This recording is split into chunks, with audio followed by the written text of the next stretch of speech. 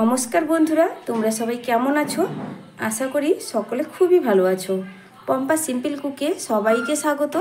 আজকে আমি তোমাদের সঙ্গে দুর্দান্ত একটা টিফিন রেসিপি শেয়ার করব, যেটা হাতের কাছে থাকা উপকরণ দিয়ে খুব সহজভাবেই বানিয়ে নেওয়া যায় এবং খুবই অল্প সময়ের মধ্যে এই টিফিনটা বানিয়ে নেওয়া যায়। স্কুল অফিসে টিফিনের জন্য আমরা অনেক সময় ভাবি যে প্রত্যেক দিন বাচ্চারা একই রকম টিফিন খেতে চায় না, আমরা চিন্তিত হয়ে পড়ি। তো এইভাবে যদি টিফিন বানিয়ে নিই, প্রত্যেকে কিন্তু ভীষণই পছন্দ করবে। আর স্কুল শুধুমাত্র না, অফিসের জন্য লাঞ্চ বক্সেও আমরা এই টিফিনটা দিতে পারি। এটা ভীষণই হেলদি একটা টিফিন। তাহলে চলো বন্ধুরা, কিভাবে আমি এই চটজলদি টিফিনটা বানিয়েছি তোমাদের সঙ্গে ঝটপট শেয়ার করে ফেলি।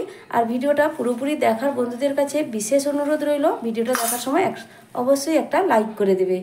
এই রেসিপিটি বানানোর জন্য প্রথমেই আমি নিয়ে নিচ্ছি একটা মাঝারি সাইজের বাটির 1 বাটি আটা। তো আমি আজকে বন্ধুরা আটা দিয়ে টিফিনটা বানাবো। তোমরা চাইলে এখানে ময়দাও ব্যবহার করতে পারো, তবে আটা দিয়ে বানালে টিফিনটা খুবই হেলদি হয়। সুজি দিয়ে দিচ্ছি 3 টেবিল চামচ। দিয়ে দেবো এবার স্বাদ মতো লবণ। আর বন্ধুরা, সুজিটা দিলে এই পরোটাটা খেতে ভীষণই ভালো লাগবে। দিচ্ছি 4 চামচের 1/2 চামচ গোটা জিরে। তোমরা এখানে জোয়ানও ব্যবহার করতে পারো। এবার দিয়ে দিচ্ছি সামান্য একটু হলুদের গুঁড়ো।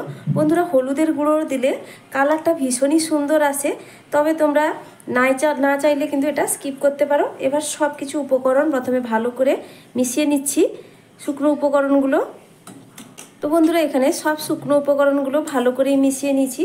তারপরেই দেখো, এখানে দিয়ে দিচ্ছি আমি একটা ছোট সাইজের গাজরের অর্ধেক পরিমাণ গাজর আমি এইভাবে গ্রেট করে রেখেছিলাম। তো গ্রেট করা গাজরটা আমি এর মধ্যে দিয়ে দিলাম। এবার নিয়েছি দেখো বন্ধুরা, একটা বড় সাইজের আলু আমি সেদ্ধ করে রেখেছি। এবার আলুটাকে আমি এর মধ্যে গ্রেট করে দেব। তবে আলুটা সেদ্ধ করার সময় বন্ধুরা আমি কিন্তু লবণ ব্যবহার করিনি, তো সেই বুঝে আমি এখানে লবণটা দিয়েছি, তোমরাও সেই বুঝে লবণটা দিয়ে দিবে। এবার দেখো, আলুটা আমি গ্রেট করে দিচ্ছি এর মধ্যে। তোমরা চাইলে আলুটাকে এমনি ম্যাশও করে নিতে পারো, ম্যাশ করে দিয়ে মিশালেও হবে। তো বন্ধুরা, তারপরেই দেখো আমি নিয়েছি এখানে একটা বড় সাইজের পেঁয়াজ একটু কুচিয়ে নিয়েছি ছোট ছোট করে এইভাবে। আর নিয়েছি এখানে 2টো কাঁচা লঙ্কা কুচোনো। তবে ঝালটা যে যার পছন্দ মতো দিবে। তবে ছোট বাচ্চাদের জন্য বানাতে চাইলে লঙ্কাটা তোমরা স্কিপ করতে পারো কিংবা কম দিতে পারো। আর পেঁয়াজের পরিমাণটা বন্ধুরা এখানে একটু বেশি থাকলে খেতে কিন্তু খুবই ভালো লাগে। তো এবার আমি সব কিছু উপকরণ অল্প অল্প করে জল দিয়ে এটা মেশাতে থাকবো। আর ব্যাটারের ঘনত্বটা ঠিক কীভাবে আমি তোমাদের দেখিয়ে দিচ্ছি। আর জলটা কিন্তু বন্ধুরা অল্প অল্প করে দিয়ে মিশাতে হবে, একসঙ্গে বেশি পরিমাণে জল দিয়ে দেবে না এখানে।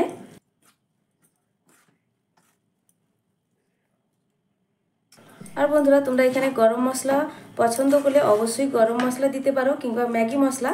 তবে আমি এখানে কোনো রকম কিন্তু আর গুঁড়ো মশলা ব্যবহার করছি না।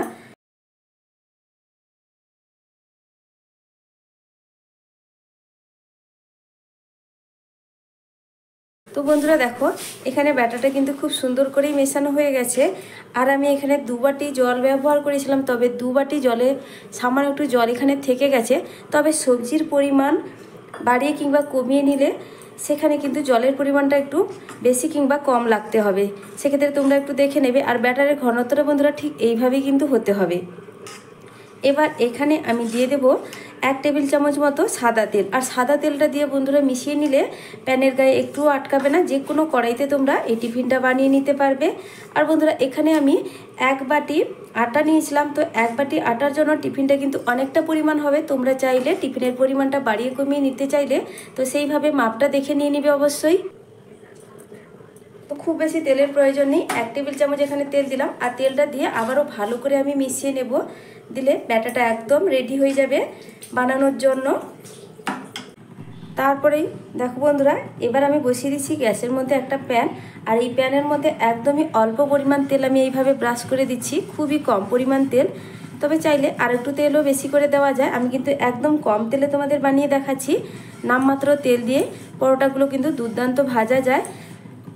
এবার আমি প্যানটা হালকা গরম হয়ে গেছে, দিয়ে দেব 1 হাতা করে ব্যাটার। তো আমি যে ব্যাটারটা বানিয়ে রেখেছিলাম 1 হাতা করে দিয়ে দিচ্ছি। তারপরে হাতাটা ধরে এইভাবে চারদিকে একটু ছড়িয়ে এইভাবে গোল করে দিচ্ছি। তারপরে আমি ঢাকাটা দিয়ে দিচ্ছি 5 থেকে 6 সেকেন্ডের জন্য। তো 5-6 সেকেন্ডের মধ্যে এক সাইডটা কিন্তু খুব সুন্দরভাবে হয়ে যাবে, খুবই কম সময় লাগে এটা বানাতে। তারপরে আমি ঢাকাটা আবারও খুলে নিলাম। তবে তোমরা চাইলে নাও ঢাকা দিতে পারো, না ঢাকা দিয়েও কিন্তু খুব কম সময়ের মধ্যে হয়ে যায়। এবার আমি ওপর থেকে আবার সামান্য একটু তেল আমি এইভাবে ব্রাশ করে দিচ্ছি।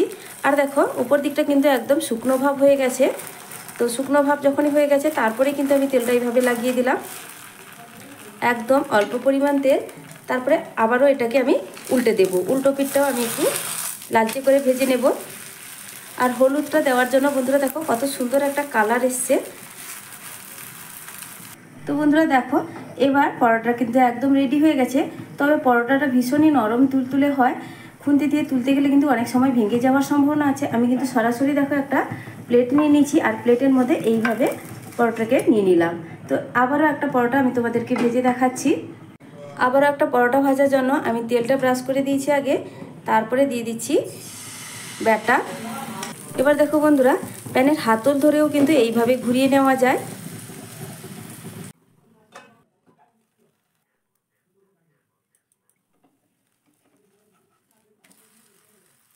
তো বন্ধুরা দেখো আবারও আমি পরোটাটাকে উল্টে দিয়েছি। আর এই পরোটাটা হতে কিন্তু একদমই সময় লাগে না। তো দেখলে তো বন্ধুরা খুবই কম সময়ের মধ্যে আর খুব কম উপকরণ দিয়ে ভীষণই টেস্টি একটা পরোটা এইভাবে বানিয়ে নেওয়া যায়। আর বাচ্চারা তো ভীষণই খুশি হয়ে যায় এরকম পরোটা পেলে। এবার এই পরোটাটাকেও আমি একইভাবে তুলে নিচ্ছি, আর একইভাবে বাকি ব্যাটারগুলোতে আমি পরোটাগুলো ভেজে নেব, তারপরেই ফিরে আসছি। তো বন্ধুরা দেখো পরোটাগুলো ভেজে নেওয়ার পর আমি এখানে একটা প্লেটের মধ্যে সুন্দর করেই সাজিয়ে দিয়েছি। আর পরোটাগুলো দেখতে কতটা সুন্দর হয়েছে, আর ভীষণই নরম হয় এই পরোটাগুলো। প্রত্যেকেই কিন্তু ভীষণই পছন্দ করবে, এটা এতটাই টেস্টি হয়। তো বন্ধুরা আজকের আমার টিফিনের রেসিপিটা তোমাদের কেমন লাগলো অবশ্যই কমেন্ট করে জানাবে। আর যদি ভালো লেগে থাকে বন্ধুরা লাইক শেয়ার সাবস্ক্রাইব করে দেবে। আর আমি আজকে পরোটাগুলো সার্ভ করার জন্য এখানে টমেটো সস নিয়ে নিয়েছি। টমেটো সসের সঙ্গে কিন্তু দুর্দান্ত লাগে, তবে টমেটো সস ছাড়াও কিন্তু খুবই ভালো লাগে।